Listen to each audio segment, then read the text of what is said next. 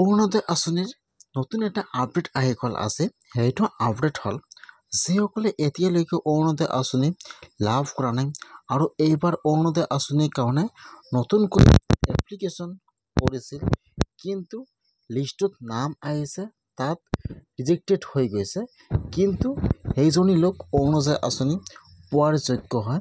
সেইকাৰণে কিন্তু যিসকলে এতিয়ালৈকে অৰুণোদয় আঁচনি লাভ কৰা নাই অথবা এইবাৰ অৰুণোদয় আঁচনি 340ত নতুনকৈ এপ্লিকেশ্যন কৰিছে কিন্তু নামটো ৰিজেক্ট হৈছে, এতিয়া কিন্তু সেইসকল লোকে আৰু এতিয়া অৰুণোদয় আঁচনিৰ কাৰণে এপ্লিকেশ্যন কৰিব লাগিব। যদি আপোনালোকে এপ্লিকেশ্যন নকৰে তেনেহ'লে কিন্তু আপোনালোকে অৰুণোদয় আঁচনি লাভ নকৰিব।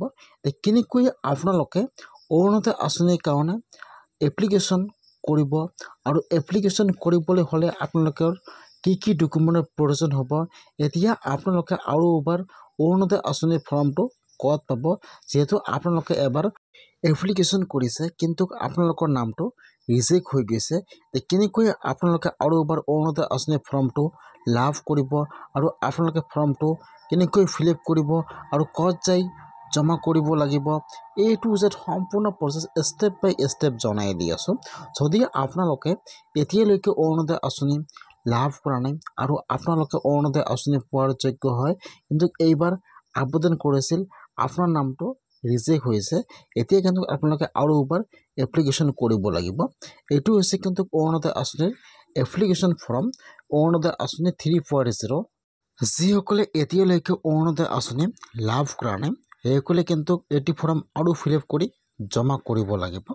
যদি আপোনালোকে এবাৰ এপ্লিকেশ্যন কৰিছিল কিন্তু আপোনালোকৰ নাম ৰিজেক্ট হৈছে, তেনেহ'লে কিন্তু আপোনালোকে আৰু এবাৰ এইটো ফৰ্মলৈ ফিল আপ কৰি জমা কৰিব লাগিব, নহ'লে কিন্তু আপোনালোকে অৰুণোদয় আঁচনি লাভ নকৰিব। এতিয়া আপোনালোকে ফৰ্মটো ক'ত পাব, আপোনালোকে ফাৰ্ষ্ট অৰুণোদয় আঁচনিৰ লিষ্টটো চেক কৰিব, আপোনাৰ পঞ্চায়তত যায় যে আপোনাৰ নামটো একচেপ্ট হৈছে ৰিজেক্ট হৈছে। যদি একচেপ্ট হৈছে তেনেহ'লে কিন্তু আপোনালোকে আৰু এপ্লিকেশ্যন কৰিব নালাগে, আপোনালোকে অৰুণোদয় আঁচনিৰ পইচা লাভ কৰিব।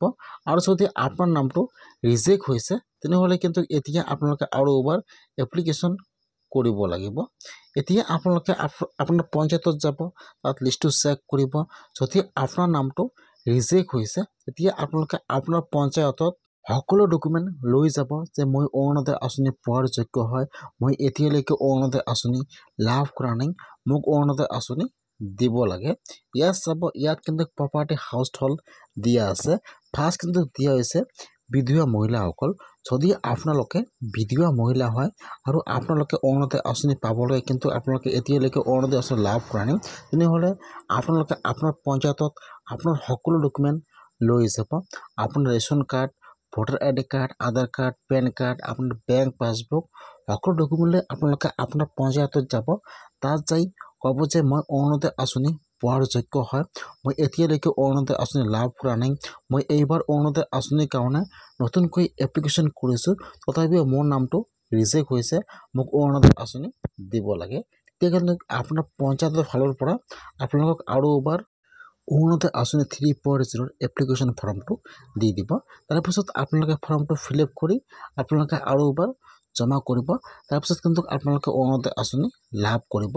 বহুতো মানুহৰ নাম কিন্তু ৰিজেক্ট হৈছে, সেইসকলে আৰু নতুনকৈ এপ্লিকেশ্যন কৰিব লাগিব, নহ'লে কিন্তু আপোনালোকে অৰুণোদয় আঁচনি লাভ নকৰিব। যিসকলে এতিয়ালৈকে অৰুণোদয় আঁচনি লাভ কৰা নাই সেইসকলে আজিয়ে অৰুণোদয় আঁচনিৰ কাৰণে এপ্লিকেশ্যন কৰক, নহ'লে কিন্তু আপোনালোকে অৰুণোদয় আঁচনি লাভ নকৰিব।